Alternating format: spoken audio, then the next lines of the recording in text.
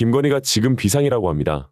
윤석열 탄핵이 가결되자마자 오열했다는 소문까지 나오는데 김건희도 곧 긴급 체포될 거라는 소식이 나오면서 긴장감이 맴돌고 있습니다. 왜냐면 이제는 윤석열이 김건희를 지켜줄 수 있는 방법이 없죠. 거부권을 행사할 수 없게 됐습니다. 윤석열의 탄핵안이 국회에서 통과돼 직무가 정지되면서 윤석열은 이제 거부권을 행사할 수 없게 됐습니다. 이에 따라 12월 12일 국회 본회의를 통과한 네 번째 김건희 특검법에 대해 거부권을 행사할 수 없습니다.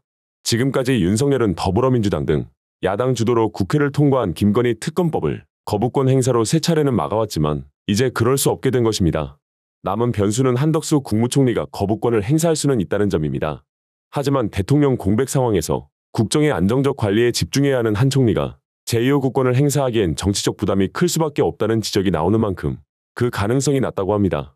법적으로 가능하다고 해서 대통령 탄핵안이 가결된 비상시국의 총리로서 야당과의 일전이 불가피한 거부권 행사에 나서기가 현실적으로 쉽지는 않을 것이란 전망이 나오는 것입니다. 물론 국힘당에서 한동훈 대표 체제가 붕괴될 조짐을 보이면서 친윤계가 한덕수 총리에게 김건희 특검법 거부권 행사를 압박할 가능성도 있긴 합니다. 탄핵안 가결 후 국민의힘 장동혁, 진정호, 김민전, 인유한, 김재원 최고위원이 사퇴 의사를 밝히기도 했는데요. 그렇다고 해서 국민들 여론이 식지는 않지 않겠습니까? 김건희도 이걸 알기 때문에 지금도 보수 유튜버를 비롯해서 여기저기 SOS를 치는 것 아니겠냐는 겁니다. 자, 그런데 석 달 넘게 공식 석상에 나타나지 않고 있는 김건희 여사는 지금 무엇 하고 있을까요? 윤석열 정부 출범 이후 김 여사 관련 뉴스가 이렇게 뜸한 적이 없었는데 내란 사태 이후 김 여사가 여러 곳에 전화를 돌리고 있다는 말들이 야권뿐 아니라 국민의힘 내부에서도 나옵니다. 내란 사태와 관련해 김 여사가 배후에서 움직이고 있다는 의혹에 관심이 쏠리고 있습니다. 일부 제보에 의하면은 김건희가 지금도 여러 곳에 전화를 하고 있다는 거예요. 안녕하세요. 국민의힘 대통령 후보 윤석열의 아내 김건희입니다. 두렵고 송구한 마음으로 이 자리에 섰습니다. 진작에 말씀드려야 했는데 너무 늦어져서 죄송합니다. 약 1년 전만 해도 이렇게 많은 기자님들과 카메라 앞에 대통령 후보의 아내라고 저를 소개할 줄은 감히 상상도 못했습니다. 제가 남편을 처음 만난 날 검사라고 하기에 무서운 사람인 줄만 알았습니다. 하지만 그는 늘 같은 옷을 입고 다녀도 자신감이 넘치고 호탕했고 후배들에게 마음껏 베풀 줄 아는 그런 남자였습니다. 몸이 약간 저를 걱정해 밥을 먹었냐, 날씨가 추운데 따뜻하게 입어라, 늘 전화를 잊지 않았습니다.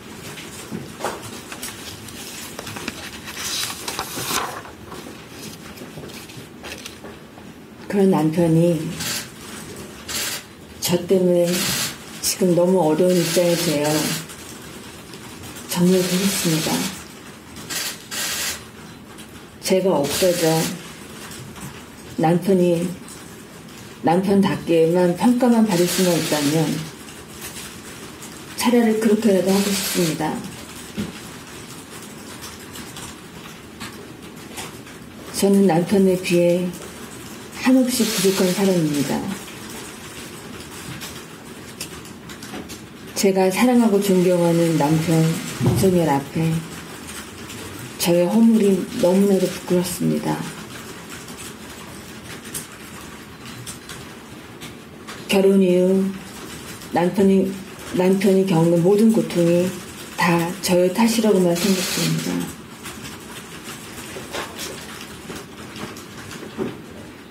결혼 후 어렵게 아이를 가졌지만 남편의 직장 일로 몸과 마음이 지쳐 아이를 잃었습니다. 예쁜 아이를 낳으면 업고 출근하겠다던 남편의 간절한 소원도 들어줄 수 없게 됐습니다.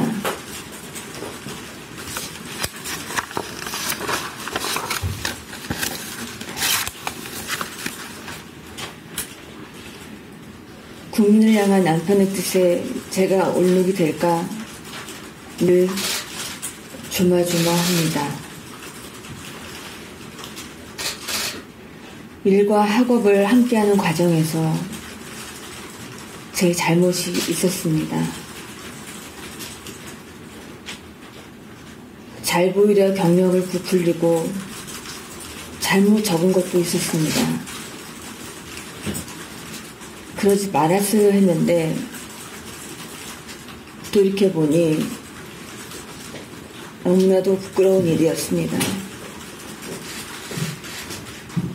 모든 것이 저의 잘못이고 불찰입니다. 부디 용서해 주십시오. 국민 여러분께 진심으로 사죄의 말씀을 드립니다.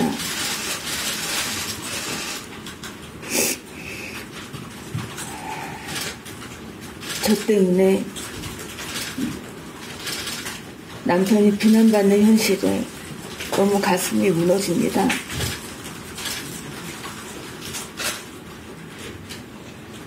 과거의 잘못을 깊이 반성하고 국민의 눈높이에 어긋나지 않도록 조심하겠습니다. 많이 부족했습니다.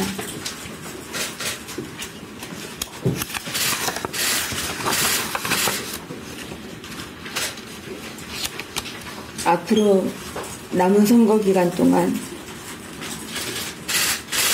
조용히 반성하고 성찰하는 시간을 갖겠습니다.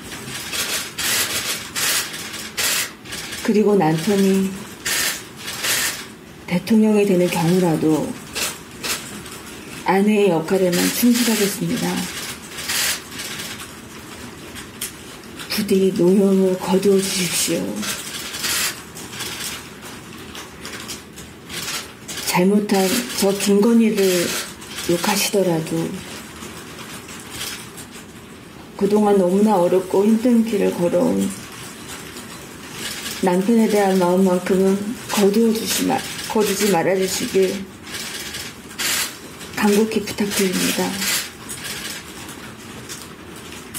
다시 한번 사죄의 말씀을 드립니다. 죄송합니다.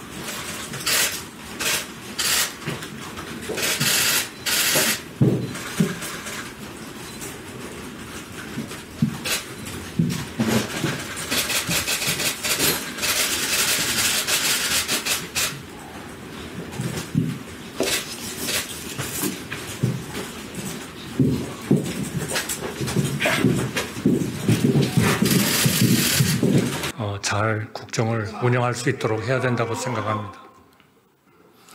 윤석열 정부 임기 초부터 지금까지 사고만 터지면 전 정부 탓 그리고 야당 탓했습니다. 그 못된 버릇 버리지 못했고 놀랍게도 이번 계엄 선포 또한 야당 탓 국민 탓으로 돌리고 있습니다.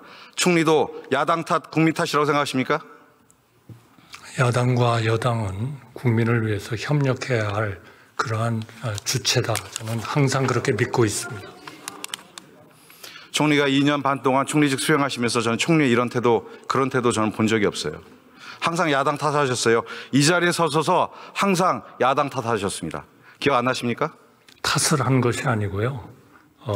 현재의 상황을 묻기 때문에 그것이 일종의 과거에 어떤 그 트렌드를 가지고 있느냐 하는 것을 설명드렸을 뿐입니다. 그러나 저는 항상 여야가 어려운 과정에서도 이 정부 출범 초기서부터 합의를 해서 예산을 통과시켜 주시고 그리고 많은 법을 만들어 주시고 한 것에 대해서 항상 우리나라의 여야 협치는 살아있다. 저는 그렇게 믿고 있습니다.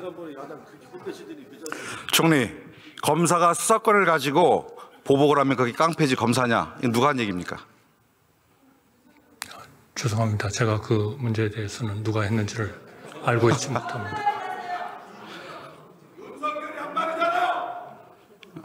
총리, 그렇게 답하시면 안 되죠. 아니 아이들도 아는 얘기를 총리께서 못 들어보셨다고 하면 어떻게 합니까? 그러면 개헌권을 가지고 야당을 경고하고자 보복한다고 하면 개헌권을 가지고 보복하겠다고 하면 이게 깡패지 대통령입니까? 보복하기 위해서 계엄을 선포한다는 것은 있을 수 없다고 생각합니다. 어제 대통령이 담화 못 보셨어요? 맞습니다. 그게 그 내용 아닙니까? 저는 그러한 그 판단은 법과 국민이 하리라고 생각합니다. 대한민국 공무원의 최고봉인 총리께서는 이 짧은 아직 지나지도 않은 12월, 이 반도 안 지나는 12월에 두 번의 내란에 참여하신 겁니다.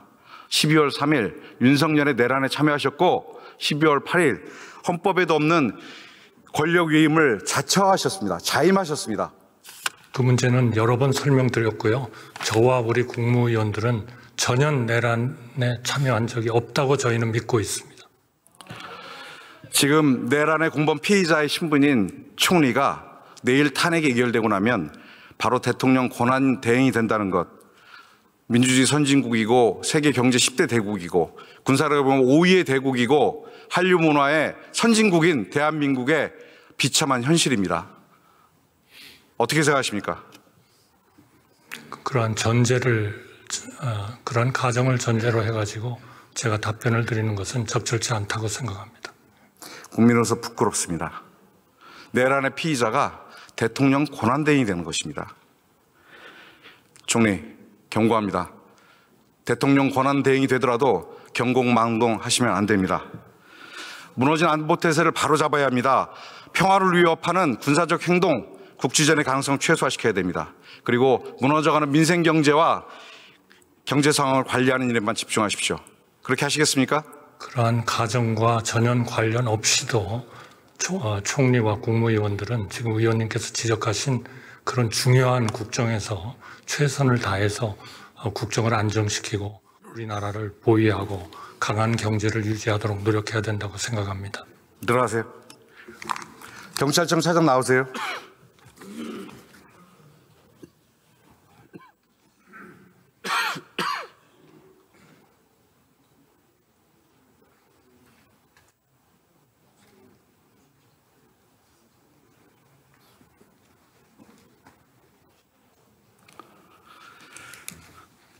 국회에서 계엄 해제를 의결한 뒤에 윤석열은 2차 계엄을 모의한 정황이 여러 언론을 통해서 확인되고 있습니다.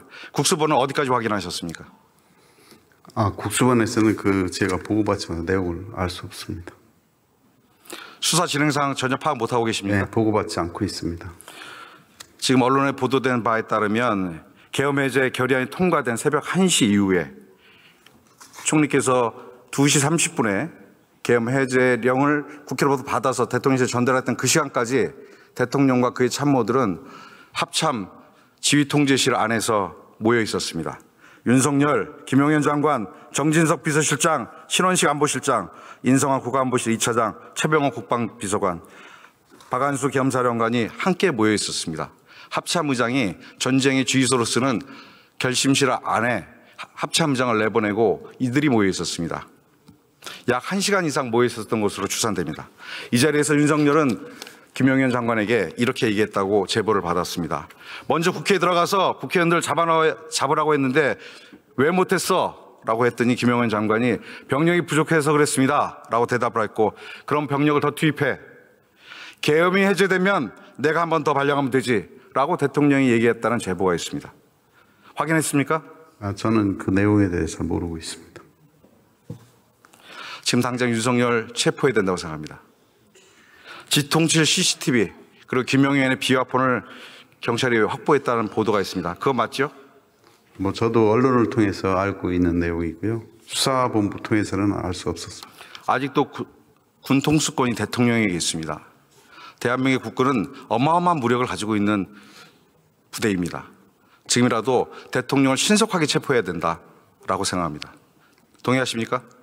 수사 절차대로 국수본에서 적이 판단할 거로 생각합니다. 경찰도 절대 자유롭지 않습니다. 이 내란 모의 사건에 경찰청장 1인자 그리고 서울청장이 이미 구속돼 있습니다. 저희도 책임 통감하고 이번 계기에 경찰 신뢰를 확보할 수 있도록 철저히 수사를 하도록 하겠습니다. 예, 국방부 차관 나오세요.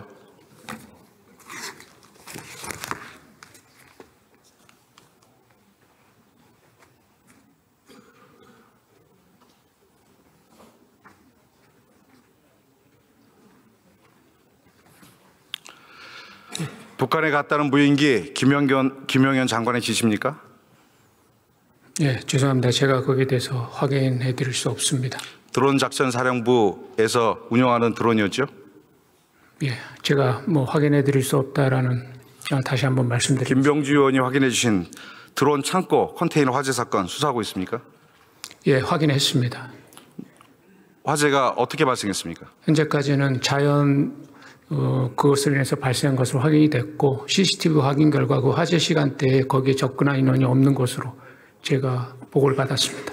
조사본부에서 2주의 시간이 걸린다고 했는데 벌써 조사 끝났어요? 최초 보고했고 이제 그거와 관련된 세부 조사를 하고 있는 것입니다. 제가 받은 제보에 의하면 북한에 무인기를 보낸 것은 드론 사령부가 될 수도 있겠지만 지작사 소속의 드론봇 전투단이라는 얘기도 있습니다. 알고 계십니까? 예, 그거에 대해서 제가 아는 바 없습니다.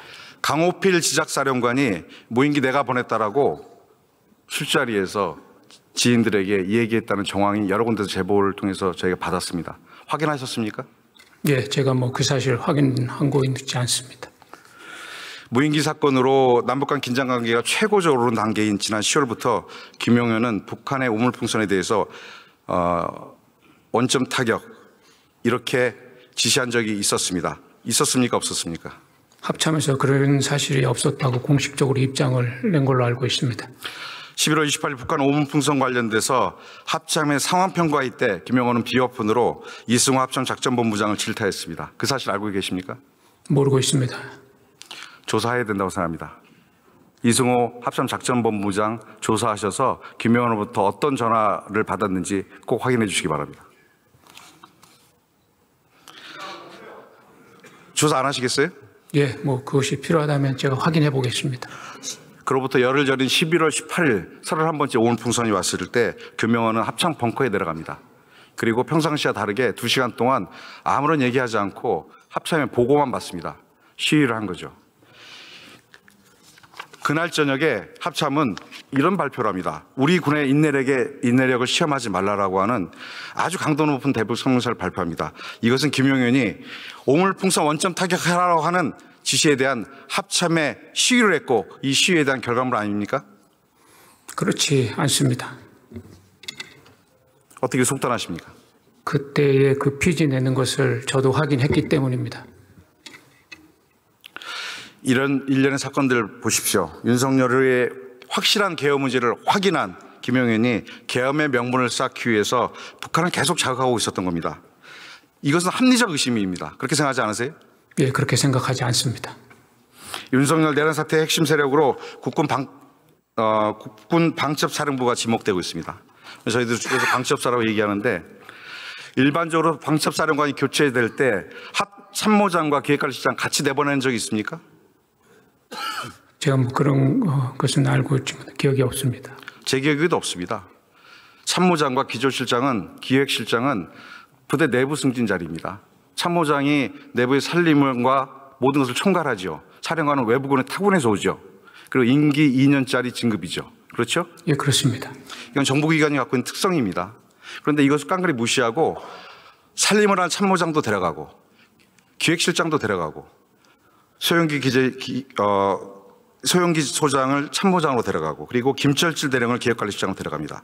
그리고 김대우 준장을 수사단장으로 데려갑니다. 나중에 승진시켰죠. 이 오랫동안 군내에서 특히 방첩사 내에서 훈련된 정예 요원들은 승진의 기회를 뺏기고 전부 다 좌천되거나 지방 발령을 받습니다. 이건 완전히 부대를 여인영 사령관의 개인 사부대로 사조직한 것입니다. 어떻게 생각하십니까? 예, 그건 사령관이 관련된 인사를 하는 거기 때문에 제가 거기에 대해서 드릴 말씀은 없습니다. 사령관이 내려갈 때 참모장, 기조실장을 데리고 간다고요? 그게 군내에서 있는 인사의 형태입니까? 그렇게 한 것을 사령관 판단인데 제가 그것에 대해서 말씀드릴 사안은 없습니다. 여인영 사령관 임명된 후에 전시, 계엄, 합선물을 굉장히 강조를 했습니다. 보고받은 적 있습니까? 보고받은 바 없습니다. 3월에 한미 FS 연습 때 합수본부 운영과 관련된 충성 8,000 훈련을 합니다. 그리고 이 훈련대에서 대통령실 국가안보실이 매일 훈련상 진행상을 보고를 받았습니다. 알고 계십니까? 예, 그런 사실이 언론에 나와서 확인을 했습니다. 안보실 보고 내용을 국회에 제출해 주십시오. 하실 수 있겠죠? 안보실 보고 내용은 제가 확인을 못했는데 파악을 해보겠습니다. 5월에 방첩사가 재편됩니다. 어떻게 재편되냐면 계엄 상황 시의 편제로 평시 편제를 바꿉니다. 알고 계십니까? 예, 그때 13년도 4월에 그 부대령을 바꾸면서 부대 개편을 했던 것으로 알고 있습니다. 평시 편제를 전시 편제로 바꾼 겁니다. 계엄 상황의 편제로. 수사단을 보강했고 그리고 수사단의 단장을 자기 사령관 직속 부대로 만들었어요. 알고 계십니까? 예, 방첩 기능을 보강하기 위해서 수사 인력을 보강한 것으로 알고 있습니다. 내란의 조직적 토대를 만든 것입니다. 계엄 당일날 알았다라고 하는 이 여인영의 뻔뻔한 거짓말, 저는 내란죄로 법에 엄한 처벌을 받아야 된다라고 생각합니다. 차관, 이번 내란 사태의 군 지휘부의 대응을 보면서 정말 국민 한사로서 울분을 참을 수가 없었습니다. 무능했고 비겁했습니다. 조속히 군 전반에 대한 기관과 대응 태세 점검을 해야 된다고 생각합니다. 무엇을 가장 먼저 해야 된다고 생각하십니까? 예, 먼저 군심을 결집시키고 이완된 군 기강을 다시 한번 확립하는 데 지금 현재 최선의 노력을 다하고 있습니다. 너무 할 말이 많은데 차관, HI 의원들이 국회의원 체포조로 대기했다는 거 알고 계시죠? 예, 파악했습니다. 네. HID 선관위 체포조도 있었다는 사실 알고 계세요? 예, 아마 그쪽으로 운영되려고 소집이 됐다. 황교안 모처에 3일 저녁 직결했다가 4일 2일 아침 선관위에 가서 선관위 간부들 체포하는 명령을 받았다는 제보가 있습니다. 제가 투입이 안 됐던 것까지는 확인했습니다. 소집 이후 투입은 시키지 않았다고. 계엄이 해제됐으니까 당연히 투입 안 됐겠죠. 예. 선관위 간부들을 체포하겠다라고 그들이 가 있었습니다.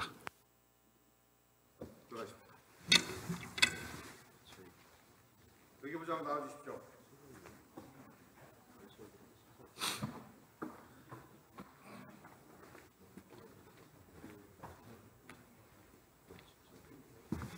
오늘 김어준 씨 증언에 따르면 이번 계엄 상황에서 미군 등 몇 명을 사살하여 북한을 폭격을 유도해야 한다. 이렇게 하려고 했다는 제보가 있습니다. 알고 계십니까? 모릅니다. 미국 정보기관, 미국 대사관에 확인해 보셨습니까? 안 했습니다. 지금 그 제보가 언론을 통해서 국회에서 밝혀지고 본인의 주장이지만 그로부터 무려 5시간이 지났습니다. 장관께서는 이럴 때 미 대사관과 미 정보기관과 합동해서 이 사안에서 파악하셨어야 되는 거 아니에요? 저는 그 보도 사실을 내용을 잘 인지를 못하고 있습니다. 아직까지. 한미관계 안보태세에 문제 없습니까? 문제가 없도록 지금 최선의 노력을 다하고 있습니다. 제가 받은 첩보에 의하면 복수의 미군이 아니라 특정하게 5명의 미군을 죽여야 된다라는 제보도 있어요. 장관 못 들어보셨죠? 지금 돌아가시면 미 대사관과 미 첩보기관과 협의해서 이 상황에 대해서 정보 확인해 주시기 바랍니다. 대단히 위험한 얘기입니다. 오늘 준비한 소식은 여기까지입니다. 영상이 유익하셨다면 구독과 좋아요를 한 번씩 부탁드리겠습니다. 민주시민TV는 언제나 여러분과 함께하겠습니다. 시청해주셔서 진심으로 감사드립니다.